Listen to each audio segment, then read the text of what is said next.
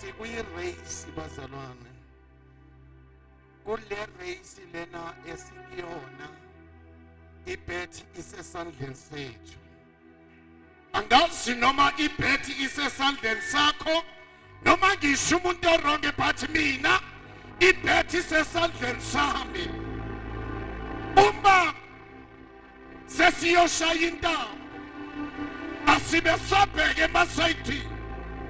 Uma sengiyoshaya intambo mina angisabuke emaceleni, kahle hle sengifana njengenkomo zaseBethshemeshi, inkomo ezazithwele Jehova. Asabheke emaceleni this time, but sasigijima emlandweni wethu esibekelweyo, sasigijima lapha endaweni esibekelweyo. Asabheke emasayidini, but sasibheke phambili emkhomelweni wethu esibekelweyo. Hayi Nkosi yami, isikhathi esiphila kusona isikhathi esi-crucious kakhulu, isikhathi esiphila kusona isikhathi esinzima. Sesifuna omunye nomunye abheke ukuthi yena umi kuphi noNkulunkulu. Asabheke oseceleni kwakho, but sewuyibheka wena ukuthi ngabe usendaweni eright noNkulunkulu. Uma likhala imilongo ingabe uzobe unaye yini? Uma siqishwa nesisibani ingabe yena uzoba namandla okusikhanyisa na?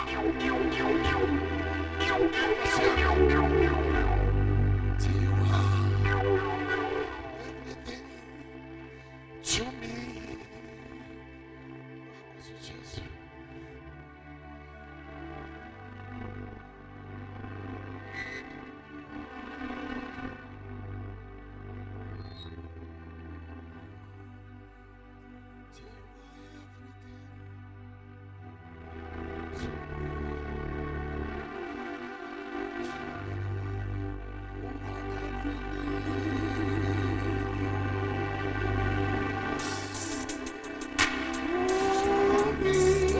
Ake ushantshana uthi uyikho konke empilweni yami.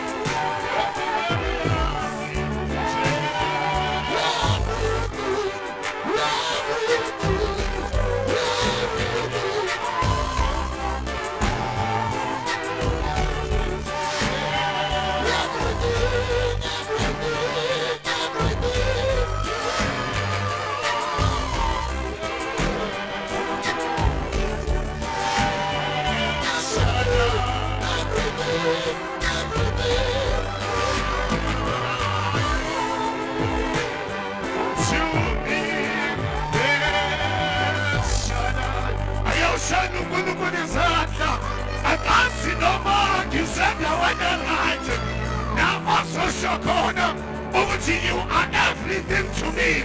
No mas yakshaya, but you are everything. Atu David, no mega pescotin satus lomufa, but when you are everything. Kufunega masalwane, abasashonchana. Goodness country, you are everything. You are everything. Again, Miguel, Tamame Kamedika Jesu. Obaba mama bantaba Shai Sunday Ministry egameni lika Jesu ngibingelela ijima ngegama lika Jesu ngicela nibasheleni izandla ashiyazi protocols ngicela basheleni izandla befundisi bonke nabomama befundisi ngicela sibasheleni izandla egameni lika Jesu ngokukhethekile ngibingelela ubaba wethu Apostoli MJ Shabalala ngicela sibasheleni izandla egameni lika Jesu. Ayoshayi izandla zakho phezu kwekhanda lakhe egameni lika Jesu. Singahlala phansi. Isikhathi esiphila kusona. Mfundisi umuhali siphila esikhathini esinzima kakhulu. Lapho umuntu nomuntu kumele ukuthi ayibheke yena impilo yakhe ukuthi ingabe umi kuphi noNkulunkulu. Ake ubumakhelwane wakho uthi kahle hle wena umi kuphi noNkulunkulu ngoba asabheka iningi manje but say umuntu nomuntu useyibheka yena wenza self introspection ngesilungu useyihlola yena ukuthi ngabe mina hlazana elikhali icilongo ingabe ngiyambona yini hlazane umphefumulo wami ususwa kulomhlaba ingabe yena ngiyambona yini because sekuyisikhathi sokuthi sibheke yena engumqalisi nomphelelisi wokuphila kwethu engumqalisi nomphelelisi wokukhokha kwethu. Ngicela ke sifunde kafushane in the book of First Peter chapter 1 ake sifunde la First Peter chapter 1 ngicela ukuthi siqale nje ukuyifunda lapha na ku verse 13 bese sesehla naye egameni lika Jesu. Sizothandaza, just give me only a few minutes.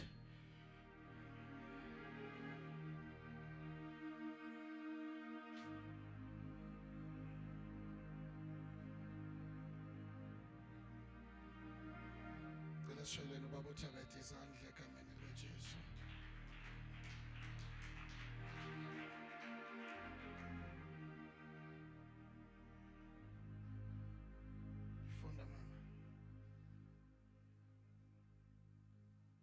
Izwi lenkosi ngokuncwadi yokuqala kaPetro. Yes. From verse 13. From verse 13. Isihloko se Ungifundele isihloko nje sakhona mama ukuthi sithini. Isihloko sendaba. Yes. uPetru ukhuthaza abakholwayo ukuba bahambe ngobungcwele. Petro ukhuluma nabakholwayo. Petro ukhuluma nebandla. uPetro uququmezela ibandla ukuthi ngabe seniyabona ukuthi ngabe sikhathini lesi. Ingabe niyabona ukuthi washilitlika ngakuphi manje? Sebekhulumile endabeni sizwile izinto eziningi. But manje this is the time yokuthi sikhulume nebandla. This is the time yokuthi sikhulume nawe mntana sekhaya. Sekuyisikhathi manje sokuthi sakhe umuntu. Sekuyisikhathi sokuthi silungisele umuntu. Ukuthi mhlazana ehlula kunomhlaba. Angakhali ngesikhathi asimoshile. O angakhali ngesikhathi asiphithile. Ehleze ebandleni kanti umphefumulo wakhe awakhekile. Kanti umphefumulo wakhe awulungele ukuthi uyohlangana noKristu Jesu. Sizolungisa ibandla ukuthi libe ready ukuthi liyohlangana nomyeni. Siyofana njengeyintombi ezilishumi elithi iBhayibheli ezinye zazo ezinhlanu zakhona zaziredi ngamafutha aseyibanini. Ezinye zazingekho ready. It might happen nawe mntana sekhaya ukuthi uyitshele ukuthi hayi isikhathi sisesekhona. Ngisazolungisa. But ngizothi mina namhlanje kuwena lungisa manje indaba yakho before it's too late. Lungisa manje before it's too late. Uyabuya uJesu. Iyabuya ingadlangadla. Uyabuya lona bamgwazayo. Uyabuya lona bamthifela ngamatshe. Ingabe wena uready yini ukuthi uyohlangana naye? Ingathi ngakhuluma ebandleni namhlanje. Ngithiwe bazalwane isikhathi seBlack Mamba siphelile. Isikhathi sokudlala isonto siphelile. Kudala kwasesasonta. But isikhathi sokudlala isonto siphelile. Manje sekuyisikhathi sokuthi abazalwane bakhonze ngomoya nangeqiniso. Bazi ukuthi bakhonza bani. Bazi ukuthi balandela bani. Isikhathi soBlack Mamba siphelile. If you worship him, ayomthandaze ngeqiniso. Oh Jesus. Hallelujah. Abazalwane ngathi ngakhuluma endaweni yaseWinberg ukuthi bazalwane isikhathi sesiphelile. Ungathi uphuma njena ngalomnyango isibani siqishi uthola ukuthi namafutha wekho. Elithi iBhayibheli lami liyini ithemba lakho? Phefumulo wakho mawumunywa kulomhlaba. It might happen ukuthi ukhona uhleli nathi sizokhuluma indaba ezinhle mawusudlulile. Sithi bekade emthanda uNkulunkulu. Ebekade eza njalo every Sunday enkonzweni. But uNkulunkulu ashaya amakhala athi noma ungeza Sunday to Sunday but angikho aligned with you. Angikho aligned with you. Lungisa indaba yakho noJesu.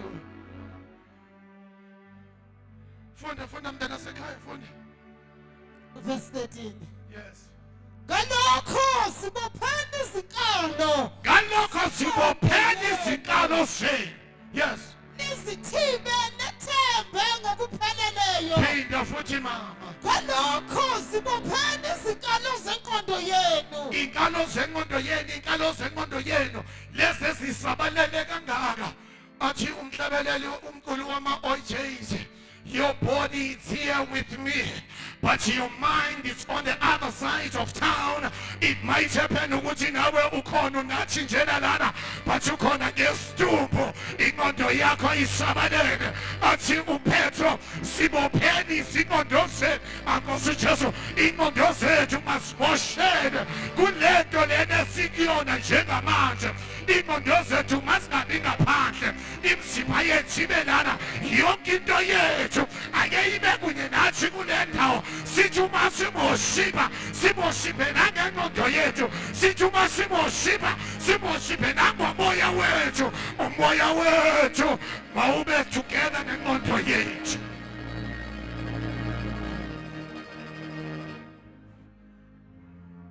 Sishaywa into eyodwa ukuthi singaba khona la, mfundisi uMohale, but ingqondo zethu zisabalele cabanga inkinga. Athi uNkulunkulu ngamsiza kanjani umuntu ingqondo yakhe engekho la, ingqondo yakhe ayikho kwi-presence kaNkulunkulu, ingqondo yakhe isabalele icabanga into eningi. That's why nesitha sivete singene kalula, because ingqondo yakhe ayikho la. Ngalokho sibophani izikalo zengqondo yenu. Yes. Nizithibe nethembe ngokupheleleyo umusa eniza kuwobelwa enkambulweni kukaKristu Jesu. Man, there is no hurry. Umusa ozokwambula kuphi? Umusa eniza kuwobelwa ekwambulweni kukaJesu Kristu. Umusa kuthini enizowusherela ekwambulweni kukaKristu Jesu, which means ukuba khona kwakho lana mntana sekhaya angingabi silonizi lana. Ngithe uma ngiqala indaba yami ngathi mina uPetro uPeter ukhuluma nebandla, uPetro wakha ibandla. Ngicela ukuthi uma ufike endlini ufike uyiqale from ekuqaleni uze ukuthi uPetro yiziphi lezi zinto lezi akha ngazo ibandla, because ibandla lanamhlanje ningakhuluma kodwa ibandla lanamhlanje alisakhekile, ibandla lanamhlanje alisakhekile sisekelele singuKristu Jesu. Ibandla lanamhlanje selakhele kuma-miracles, selakhelwe kwizinto ezibonakalayo, selakhelwe ezintweni ezibanjwayo, izinto ezibonakalayo alisakhelanga entsheni nguKristu Jesu. But I'm here to tell you this afternoon ukuthi masakhelwe kuKristu Jesu. Seek ye first and his righteousness, all that other things shall be added unto you. Phela nje wena uma wakhele esisekeleni izinto zizokulandela, uma wakhele kuKristu Jesu ezinye zezinto oyifunayo siyoba yimphansela, ezinye zezinto oyifunayo uzoyithola ngokuthi wena ubambelele kuKristu Jesu. Problem izinto masingenzeki mfundisi uMohale, ngoba bazalwane izinto mayingenzeki thina sifuna izinto ukuthi sizombonga uNkulunkulu, simbonge ngezinto eziphathekayo, kanti uyambonga nje ngokuphila. Hlale ngisho ngithi lokho ukulala kuyimvelo but ukuvuka kungumusa. Uthi Nkosi ngiyabonga ukuthi ngivukile ekseni. Aqhubeke ufunde mntana sekhaya. Njengabantwana abalalelayo, ningalingisi izinkanuko zakuqala ekungazini kwenu. Ningalingisi inkanuko zakuqala ekungazini kwenu. Uthi uPeter besikade singazi before but manje sesiyazi, so which means masingalingisi ngalesikhathi thina singazi. Hayi ngakhuluma yini, masingalingisi ngalesikhathi singakazi ukuthi kahle hle umzalwane uyiphatha kanjani, singakazi ukuthi ikholwa liphina kanjani, singakazi ukuthi ikholwa lihlala kanjani. Manje sesiyazi but singalingisi izinto esasizenza singakamazi yena.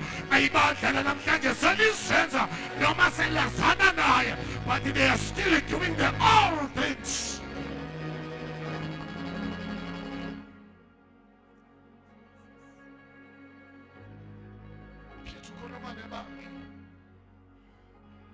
Kwakhe ibandla elizomana angifuni ukuthi mina mangifike emngcwabeni wakho ngifike ngikhulume into engingayazi, ngihla amazambane ashisayo. Ngifuna ukuthi uma ngikhuluma ngithi ngiyamazi and uyazana naye. Kunomehluko ukwazana naye nokwazana nomkhakha. Angeke mfundisi uMohale ukuthi wazana naye but impilo yakho still ifane, ngeke kwenzeke. Sokuvesi bani mama? Verse 15. Verse 15. Yes. Kodwa njengowanibizayo engcwele manibe ngcwele nani ekuhambeni konke. Nkosi uJesu awuphinde futhi ngicela ukuthi uphinde ungivulele yona ngesilungu lapho u15 awungifundele mama phinde ufunde futhi. Kodwa njengowanibizayo engcwele Yes. manibe ngcwele nani ekuhambeni konke. Nkosi uJesu angifundela yona ngesilungu mama.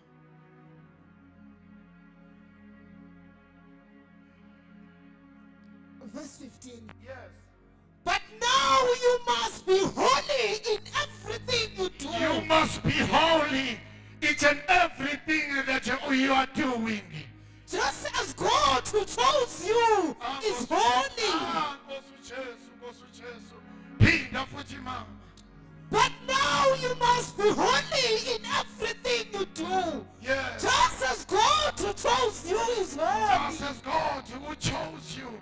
Awukhethwanga ngumuntu but God chose you. Be holy, be holy, be holy. Because uNkulunkulu owakubizayo undwele.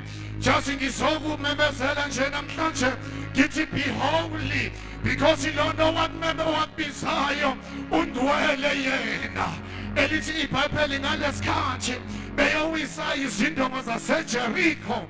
Lithi iBhayibheli wathatha ikwaya engcwele wayihambisa phambili kwaba yiyona ehlabelela izinto zenzeka athi zihlambululeni nibe ngcwele ngoba nami ngingcwele. Lalelani bazalwane sesiyathandaza elithi iBhayibheli lona wanibizayo ungcwele sokumele ukuthi nifane naye. Yibani ngcwele ngizomemezela ebandleni laseWynberg ngizothi yibani ngcwele be holy because the one who chose you he is holy, he is holy, he is holy, he is holy. The one okumele izimpi zakho he is holy. Lona ohamba phambi kwakho he is holy. No, be holy for you ukuthi ukwazi ukuthi unqobe izimpi zakho. Be holy. Wena ukuzwazi ukuthi ufuna iminyaka evalekile. Be holy. Ukuzwazi ukuthi wenza izinto zenzeke. Be holy because the Lord chose you. He is holy. He is holy. He is holy. He is holy. He is holy. He is holy. Oh, hallelujah. He is holy. He is holy. He is holy. The one who chose you, the one who calls you, he is holy. Be holy in the second. Be holy. Be holy. Be holy. Be holy. Be holy. Be holy. Be holy. Be holy. Be holy. In front of him. Be holy. Not in the church, but phambi kwakhe, not phambi kwabantu. Be holy. Ngoba ngeke kuncede ngalutho ukusoba ngcwele phambi kwabazalwane, but ekosomphene awukho holy.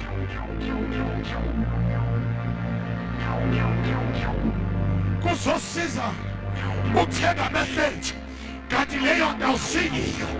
Lalela ukuzo-etha uketha zigcine ama-TV uma silala. We are not here ukuzo-etha but we are here to worship him ngomoya nangeqiniso. Lilalelani bazalwane, for you ukuze ukwazi ukuthi umbone you have to be holy.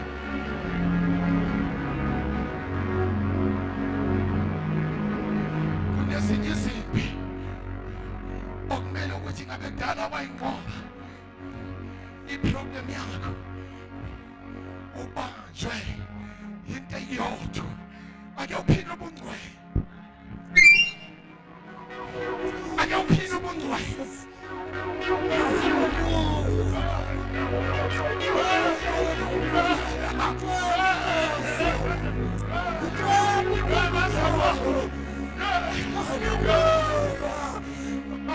Bazalwane baseWynberg, uma nifuna ubona amandla kaJehova, uma nifuna ukuba namandla kaNkulunkulu.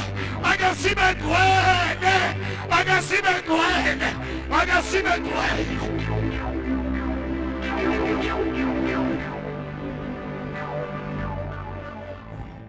Ubungcwele buyayidonsa ipresence kaNkulunkulu. Ubungcwele buyamhlalisa uNkulunkulu phakathi nebandla.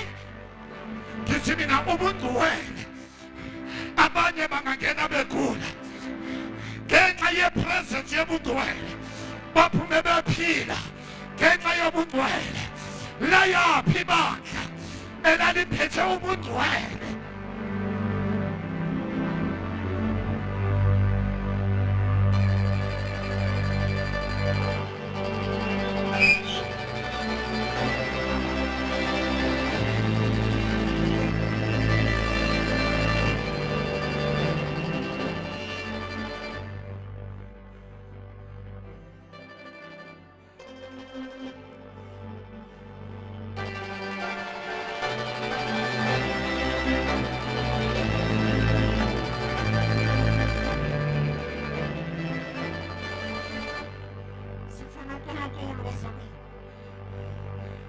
Mina mfundisi uMahale siphethe ibhethi ye-relay isesandleni sethu.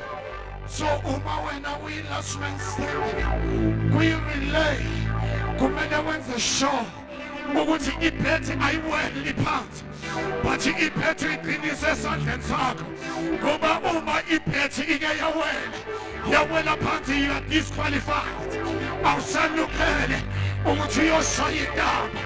Lalela, uma ungekho ngcwele amazulu adisqualifyile, kumele ukuthi ube ngcwele.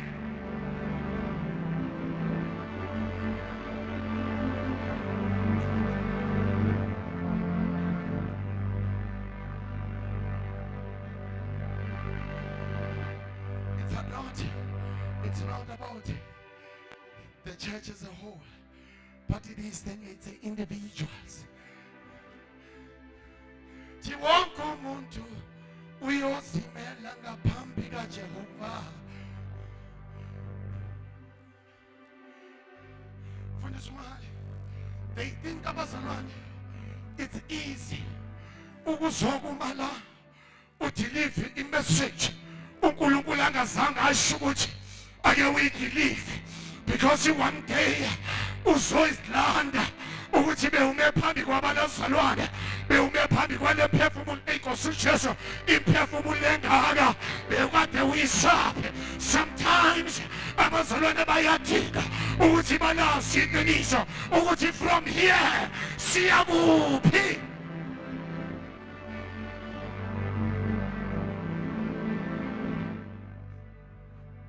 Bazalwane, it seems as if they don't know from here where to.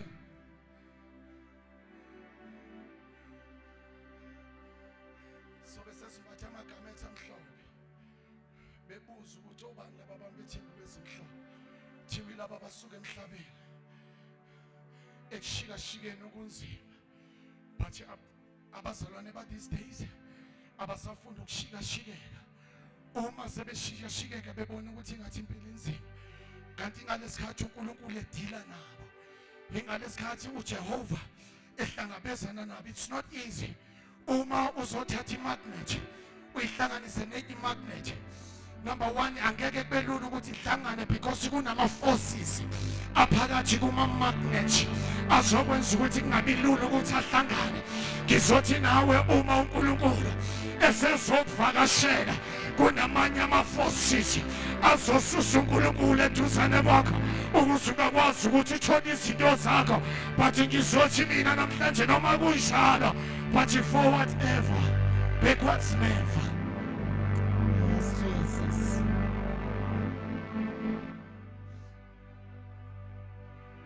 Salahlekelwa abazalwane because kunezinye izinto abangayi understand empilweni ukuthi vese kumele ukuthi izenzeke, but bahamba bashayeka basesebemove kwi-position, but masebemuvile kwi-position uNkulunkulu wasale nikinikana wathi akazi lo muntu isibusise ngimbekele sona. Be holy because ilona wanbizayo ongcwele. Ukuzikwazi ukuthi umbone yena kumele ukuthi ube ngcwele. Just tell your neighbor ukuthi makhe kumele ukuthi sibe ngcwele.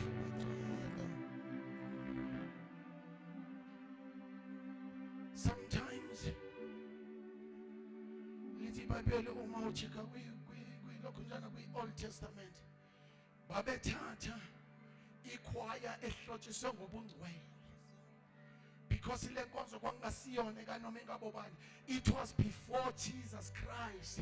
Bebekade behamba beyolanda abangcwele ithimo engcwele kube yona ehamba phambi kwebandla, kube yona elidi ibandla ngokuthi verse iyona ingcwele. Bantwana bami, be holy ukuze nikwazi ukuthi nisibeke kwi-destiny yethu. Be holy kumele ukuthi sibe ngcwele. Zulu. Hallelujah. Angeke lithi iBhayibheli lo owasibizayo ungcwele. So uma sabizwa umuntu ongcwele nathi kumele ukuthi sibe ngcwele. Asizalwa inkalankala ithi uma ihamba igudla bese ayabuza umama ukuthi wahamba likeke nje kwenze njani ufuze bani, bese ithi uma iphendula inkalankala encane ithi ngifuze wena ngoba nawe uhamba likeke. So bazalwane ngokuthi uNkulunkulu wethu esimlandelayo ungcwele. We must be holy ukuze sikwazi ukuthi simbone yena, sibone amandla soJesu ethuneni, sibone lawo mandla avula ulwandle olubovu, sibone inkazimulo yakhe iphakathi kwethu. We have to be holy. To be holy, it's not a pop and place. Kuyabiza. Kulenga wami munye ukuthi ibandla libe holy. Bandla kunezinto ezinye izinto abahamba abazalwane balahlekelwa izona because bahambe endleleni baphambuka bephanjukiswa yizinto. Athi Job, restore unto me thy joy of thy salvation. Buyisela Nkosi injabulo yensindiso yami. Sizosho njalo namhlanje sithi Nkosi, ngoba wena ongcwele ake ungenze nami ngibe ngcwele.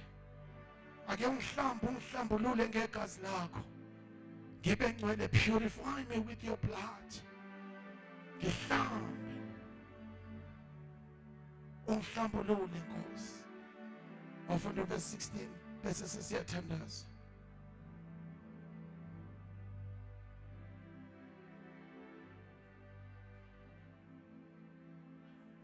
Yes. Ngokuba kulotshiwe ukuthi manibe ngcwele ngokuba mina ngingcwele. Hayi Nkosi uJesu, mina sengiqedile. It is written. It is written mazalwane. Angikhulume yami into but ikhuluma into. Phinda futhi 16. Ngokuba kulotshiwe ukuthi manibe ngcwele ngokuba mina ngingcwele. Kusho bani? Kusho uNkulunkulu. Akusho umgaga but kusho uNkulunkulu.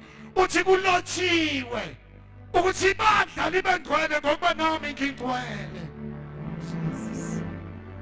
Bandla malibe holy. Bandla malibe holy. Bandla malibe holy. Malibe ngcwele ibandla.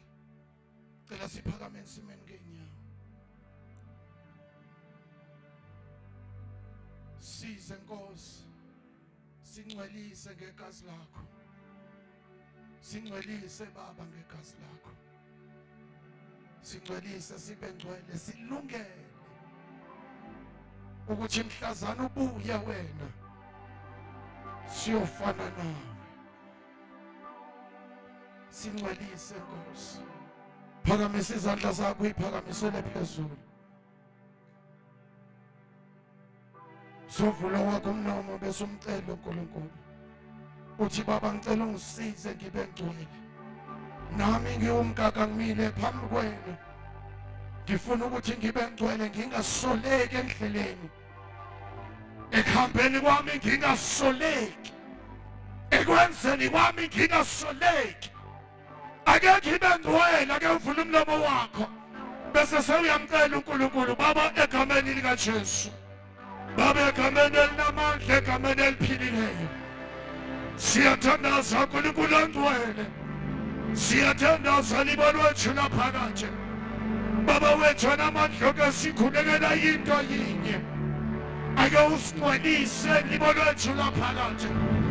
Ake usingcwelise Jehova egameni lika Jesu.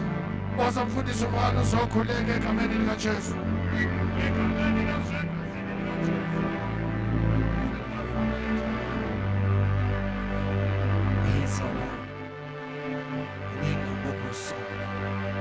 Libra kocho sikete indana makosa ya bahani ila mahako sikete ya bahasi ula bana makosa tawa arasi limba kota mahane keleki ya bohosata libra koto kotelete hasete kina mande kosata bahato ula bana hasana mahosike ya bahane libra koto sana mahane kele ya hasuta sitara bakata wako ya hekine besita Ribana makosata ya kamahasikiti ya hase Nina mahasata pakatolo husikiti hande Librabadoko sente pahasi husata Libatoko site mamahasu huhanda Dapata kototete sita tamahatete Libra kotosata kila kahande Ramanda koso kamahashia kamahasata Uriama kasose iketibe hasata Kapatolo kosata ikamahasuta na mahasha Kapate petolo kusita bande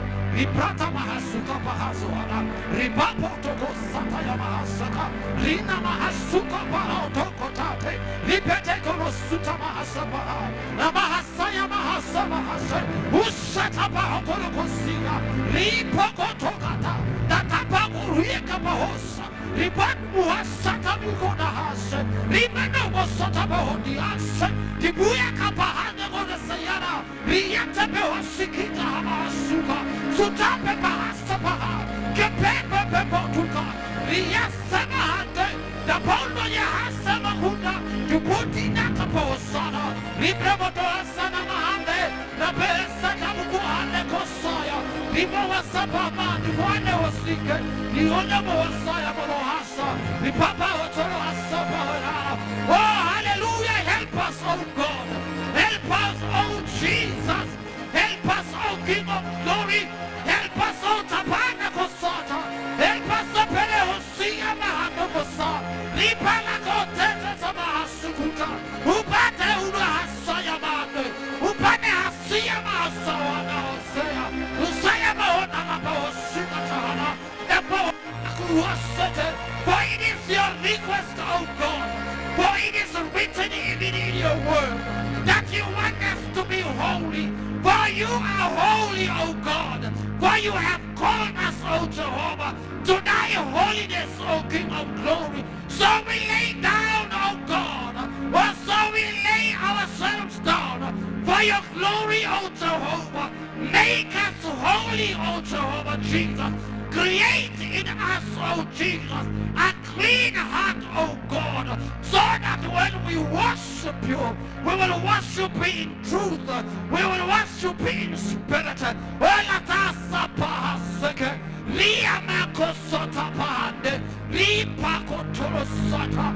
Make us holy, O God.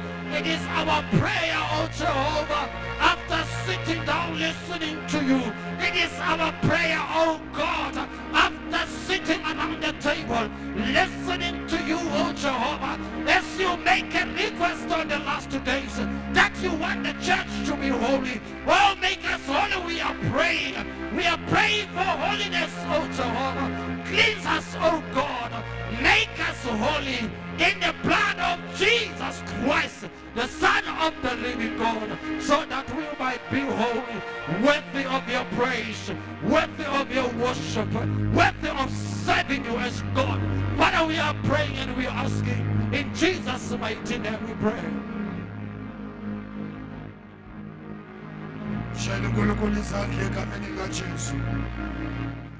In the name of Jesus, sihlala phansi bazalwane. Siyawufuna lo moya. Siyawafuna la mandla. Lord, make us holy. Lord. Angeke ukwazi ukuthi usenze ngawakhe amandla but uyena ozokwenza ukuthi ube holy. Kudepend ukuthi wena umfuna kangakanani enhlizweni yakho. Uma kuukuthi wena uyamfuna uzokunikeza lento oyifunayo egameni likaJesu.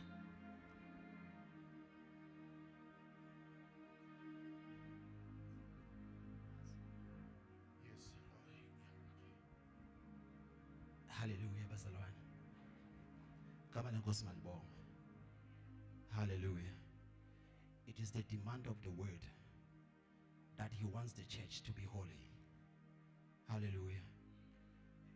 Umfundisi ukhulume ngokuthi umuntu uyangena uyaphuma impilo yakhe isafana.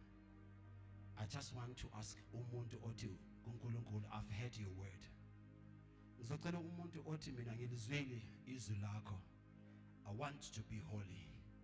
Izinto azenzakale empilweni yami because of nginama sports that makes me ukuthi ngingakwazi ukuthi izulu linyehlele or izinto zami zikhululwe.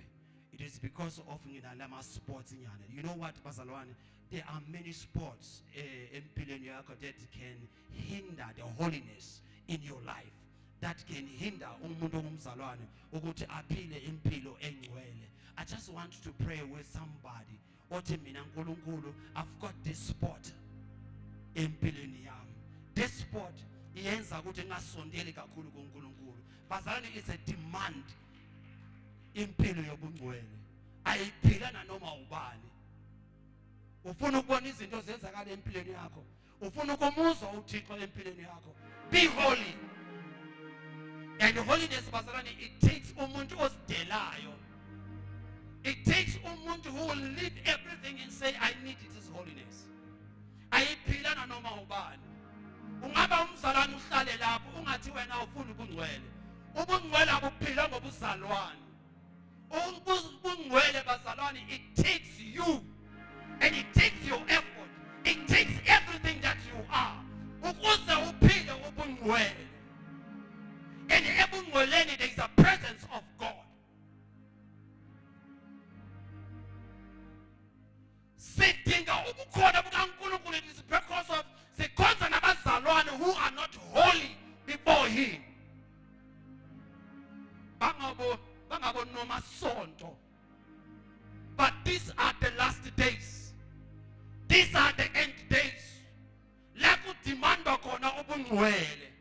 Ibani ngcwele ngokuba nami ngingcwele. Ufuze bani wena? Uphila njengobani wena? Because the one who is in you is holy.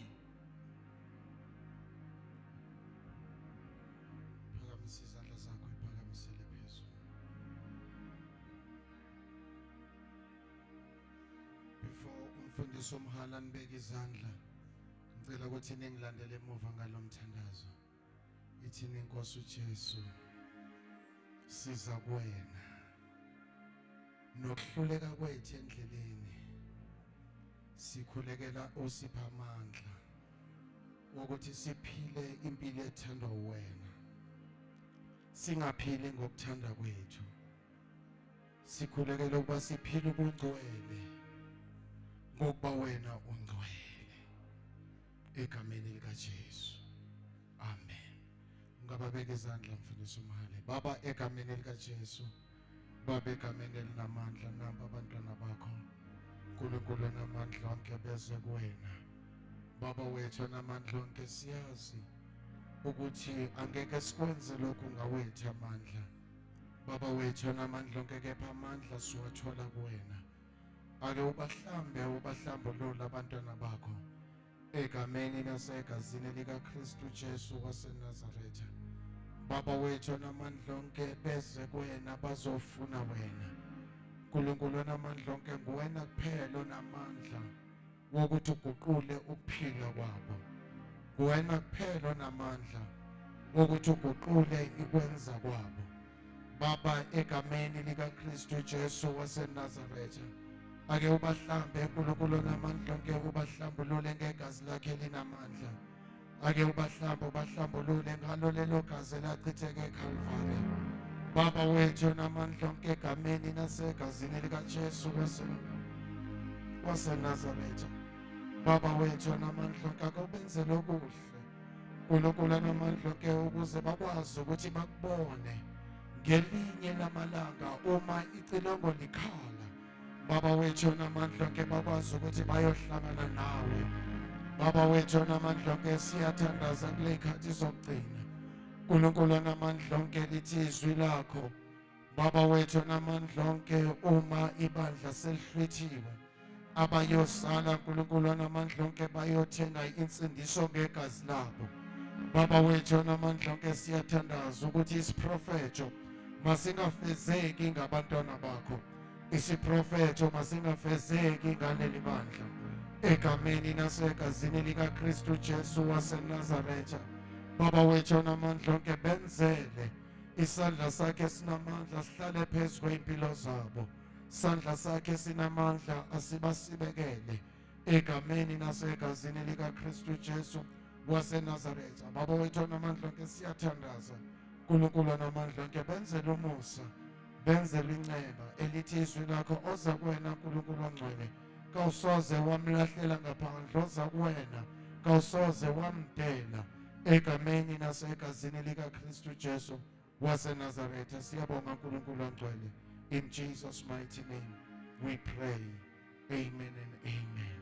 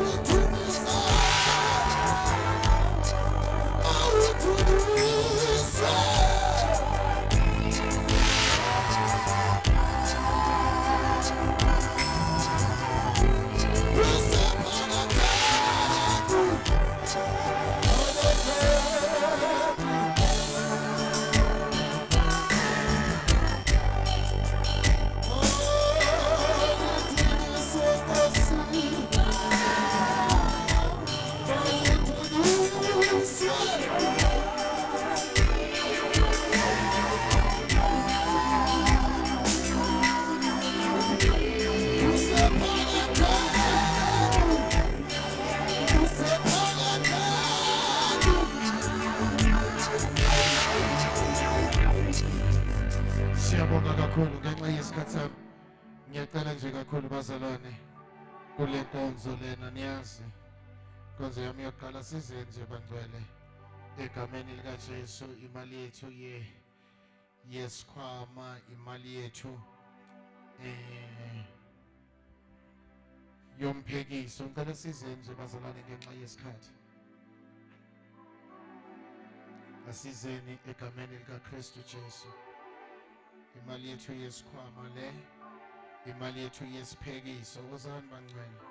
Mina ngayicelela nje bazalwane ukuthi ngicela ukuthi ningiphathele nje ama-R10 eceleni awahlangene nomnikelo. Le imali yethu yesiphekiso bazalwane.